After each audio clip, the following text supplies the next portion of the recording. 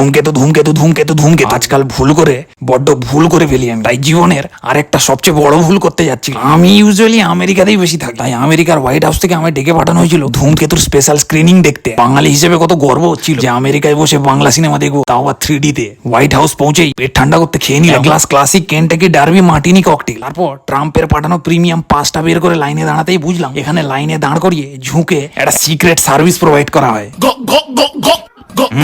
ব্যাপারটা বেশ কিঙ্কি। ভেতরে ঢুকাই দেখলাম সাদা শাড়ি হাওয়াই চটি পড়া এক ভদ্র মহিলা স্ট্যাচু। বুঝলাম পিসি। ইনি এককালে বলতেন কলকাতাকে নাকি আমেরিকা বানাবেন, সেই সূত্রে আমেরিকা এনাকে একখান ট্রিবিউট দিয়ে স্ট্যাচু বানিয়ে রেখেছে। আমেরিকা क्या कहता था, क्या हो तुम, आज हम कहते हैं तुम क्या है। হ্যাশট্যাগ হাম্বা হাম্বা রাম্বা রাম্বা জয় বাংলা। যাই হোক, হলের মধ্যে ঢুকতেই সিনেমা শুরু। একে একে সবার নাম দেখানো দিয়ে এ কি রবি ঠাকুরও ধূমকেতুতে অভিনয় করেছে। সিনেমা দেখছি বলে মনেই হচ্ছিল না, যেন মনে হচ্ছিল কোনো মিউজিয়ামে ঘুরতে এসেছি। সাবজেক্ট অবজেক্ট গুলো 3D তে ঘুরছে চোখের সামনে। এটাই টেকনোলজি আমেরিকা ভাই সাহেব। ফাইনালি দেবদা শুভশ্রীর এন্ট্রি হলো। একটা ইন্টিমেট সিন, দুজনেই বিছানায় শুয়ে আছে কেলিয়ে। আর দেবদার অভিনয় তো প্রত্যেকটা সিনেমার মতো বরাবরই ব্ল্যাঙ্ক। দেখলাম ঘাটালের বন্যা থেকে কিছু মাছ তুলে এনে ওদেরকে দিয়েও অভিনয় করিয়েছে দেবদা। Master plan. অ্যালকোহল স্বাস্থ্যের জন্য ক্ষতিকর বলে মদের বোতলে তেল ঢেলে ধূমকেতু বানিয়েছে দেবদা। ধূমকেতুর স্ক্রিপ্ট রাইটিং আর সিনেমাটোগ্রাফিটা এতটাই মিনিংফুল আর এঙ্গেজ। দেখলাম অফুরন্ত ভালোবাসা দিয়ে দর্শক রাইটারের জামা প্যান্ট ছিঁড়ে নিয়ে এসে পর্দায় টাঙিয়ে রেখেছে। ক্লাইম্যাক্সে দেখলাম দেবদা ল্যাংটা হয়ে মদন মিত্রের কাঁধে উঠে বসেছে, যেটা দেখে কৌশিক গাঙ্গুলিরও চক্ষু চড়ক গাছ। তবে কাঞ্চন মল্লিকের কেমিওটা ভালো ছিল। সিনেমার শেষের দিকে দেখলাম বোমবাদা, অনির্বাণ, পরমপত, গোটা টলিউড ইন্ডাস্ট্রি দেবদার পেছনে লাইন ধরে দাঁড়িয়ে আছে। একটা সিনে ব্ল্যাক বাগ দেখে মনে হলো তাহলে কি সালমান খানও বাংলা ইন্ডাস্ট্রি জয়েন করলো। দেখলাম দেব শুভশ্রীর ফষ্টি নষ্টি দেখে সাইডে রুক্মিণী মৈত্র তোপ সাজিয়ে রেডি। সিনেমাটা এতটাই ছুঁয়ে দিল মাথায় থাকা দেশলাই বাক্সটা বের করে আগুন লাগিয়ে দিতে ইচ্ছে হলো থিয়েটারে। তারপর মনে হলো না, ওখানে তো আলাদা করে কাঠের জুতো বানিয়ে রাখা হয়েছে ছোঁড়ার জন্য।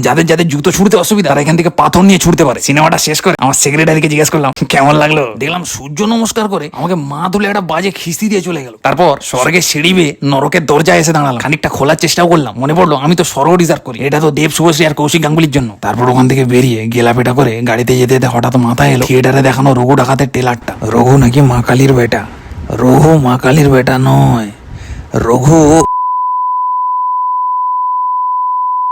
জোকস আবার জোকস গুলো সব এন্টারটেনমেন্টের জন্য। আমি পার্সোনালি গিয়ে মুভিটা দেখে এসেছি, পুরো মুভিটা দেখেছি। মুভিটা সত্যি বালের।